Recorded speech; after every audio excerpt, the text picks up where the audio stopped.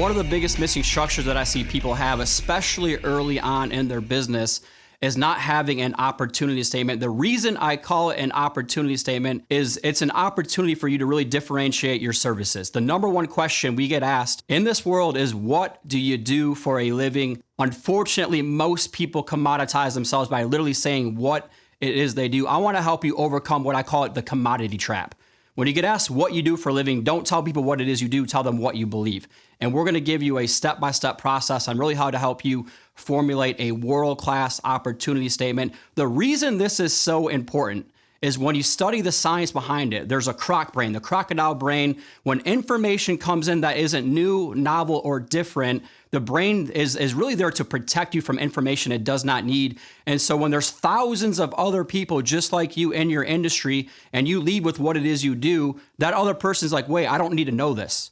There's nothing really differentiated about you. I'm in real estate, I'm in mortgage, I'm in title, I'm in insurance. And so they probably already know a bunch of people just like you.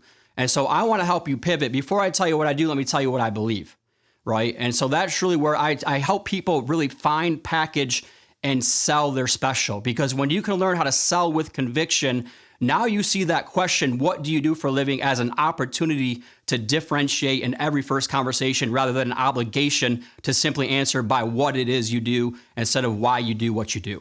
The reason we start with this in a foundational standpoint when it comes to the 5 different missing structures that people have is because having something to say is just as important as having somebody to say it to.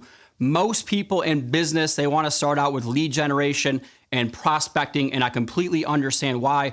But the reality is, guys, you could have all the leads in the world, but if you can't articulate your services and attract people to you in that very first conversation, it really doesn't matter. And so one of my favorite expressions around this concept is Simon Sinek, start with why. People don't buy what you do, they buy why you do it. That gets back into learning how to sell with conviction. And I really do believe that this is the new age version of Carnegie and Simon Sinek start with why concept. You know, Carnegie always talks about people do business with those they know, like, and trust. And Simon Sinek talks about having something to say. I believe in today's world, you have to have something to say, and it combines with your unique differential advantage, your story. And unfortunately, I've gone through as much schooling as you could possibly go through. And schooling does a pitiful job of really helping people articulate their value and their competitive advantage and their story. And so that's one of the things that we really want to help you do is combine what you believe with why you believe it and then what you actually do. So that way in every first conversation, you can differentiate and articulate your services to attract versus chase. So the meat of our presentation when it comes to your opportunity statement is in this very slide right here, and going through the 6 components of a world-class opportunity statement. Before I tell you what I do, let me tell you what I believe. So the first part of this is really understanding what it is you believe. List some basic belief statements. My belief statement that I live my life, my motto by, is that trained people always outperform untrained people. I want you to have something very similar when it comes to your belief statement. Now, why do I believe that? I believe that because I'm a former college athlete. I believe that because I've studied top producers my entire life. Now I get to coach top producers. I have a PhD in human performance. What I've really learned is that all top producers, performers, regardless of their industries, have a great coach, teacher, trainer, mentor. So because of that belief, now this is what I actually do with 90 Day Sales. So as you can see, these very first 3 parts will differentiate you and your beliefs and your story. Would you rather know in the first 15 seconds if somebody's in direct alignment with you and your beliefs, or would you rather chase them for 15 months, which is what most salespeople are taught to do? So that's the very first part of this opportunity statement is what do you believe? Then why do you believe it based on your unique story and your experiences? Don't suppress the past, celebrate it. The third part now is where I actually give you permission to commoditize yourself. This is where you can literally tell people what it is you do and what company you work with. And then we transition into how do you do it differently? And who have you done it for? And then learning how to ask for the business.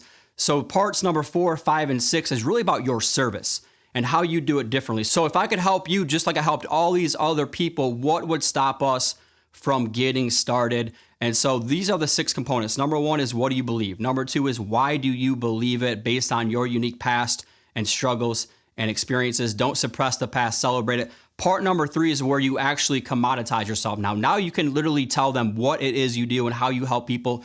Number 4 is how you do it differently. There's really one or two or three ways on how I do it differently than all these other people out there. Number 5 is who you've done it for. That's the social proof behind it. I call this the humble brag. You can't be afraid to humble brag on yourself.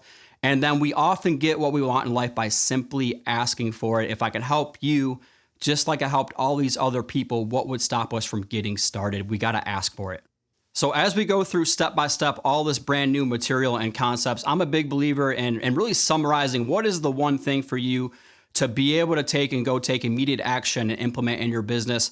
Because when there's 6 parts of an opportunity statement, that's a lot to take in and really digest. And just understand it's going to take you time to really develop and hone in on this thing, especially for my analytical friends. So my one takeaway for you when it comes to your opportunity statement is to stop commoditizing yourself, especially for my seasoned friends. My seasoned friends who have been doing it for 10, 15, 20 years, you immediately try to lead with your experience level and your products and your services. Remember, people don't buy what you do, they buy why you do it. This is that New Age Carnegie and New Age Simon Sinek combined in this. And guys, what's fun about this is it should evoke emotion in you. Every time you share your story and share your why and tell people why you do what you do, it should evoke emotion in you. That way they're more natural to attract versus chase you. Okay. And so this is much different, much deeper than an elevator pitch or even a unique value proposition. An elevator pitch, it's kind of like, in part of my French, it's like diarrhea of the mouth. It's like you spit out a bunch of information, you have 15 to 30 seconds and go. When you have a world-class opportunity statement, I'm giving you permission to slow down and to articulate. This is what I believe. This is why I believe it. Because of that belief now, this is how I actually help people. So again, you're the buyer versus the seller in every first conversation. I want you to really have that mindset. People don't buy what you do, they buy why you do it. Would you rather know in the first 15 seconds, or would you rather chase business for 15 months, which is what most salespeople are taught to do? And here's the other mindset. Only 1 out of 6 people are really going to share your beliefs and why you believe it. And so when you understand that sales really is a game of probability and it is a numbers game, we're not trying to win every single person we talk to. We're trying to attract the right people into our lives and repel the wrong people. That's what this opportunity statement will allow you to do once you can really figure out what you believe and why you believe it. In case you didn't know this, my background is I'm a former college professor, and so I'm a big believer in having a heart of a teacher and really implementing now what you're learning. And so at the end of all these different stages, I want you to have exercises that you can go out there and really start to dig deeper into the content. So my homework for you today is to really list your basic beliefs. Now, when I say basic beliefs, these don't have to just be business beliefs. These could be personal beliefs. I believe in treating people well, showing up on time, all those different kinds of things. But I do want you to start to morph that into your actual business. So when I tell people trained, outperform untrained, I believe that everybody needs a coach in life. I believe in spending time with talented people. I believe this world's filled with amateurs versus professionals. I can tell a story around where those beliefs come from. I want that same thing from you. And I often tell people, like, where do your beliefs come from? They come from your unique past. Don't suppress the past, celebrate the past. That's what makes you who you are today. And so based on my unique past or my struggles or my experiences or my mentors or my education, and you could actually list all those different things and start to tie in your story and your basic beliefs. So we talk about your unique past and your free prize. What does that actually mean? My free prize is growing up. I grew up poor in a trailer, small town, Michigan. My dad was honestly an alcoholic most of my life. My mom was working multiple jobs to support us. We grew up in a trailer, and so sports was always my release. So I would literally VHS record in our little living room trailer, Ray Allen shooting a jump shot, and Alex Rodriguez hitting a baseball, and Greg Maddux throwing a baseball. And I would mimic those activities over and over until I mastered them. And then I would go outside and I would draw up a square on a fence and throw that baseball like I was Greg Maddux into it over and over again. So it taught me early on in my life a couple of different unique abilities. Number one, how to be resourceful, how to use the tools or lack thereof around me to self-teach myself and to really figure out what I do well or what I don't do well. The second unique ability it taught me is really how to study successful people and then go out there and do it and solve different problems for my own self. Guys, you know how empowering it is when you really can figure out why you do what you do based on your unique past and your struggles and your experiences, and you can weave that into what I get to do all day, every now, which is help other people find, package, and sell their special. What is your unique free prize and what is your story? and what is your past and what are your beliefs and how do we marry all these different things together to go out there and attract versus chase in life.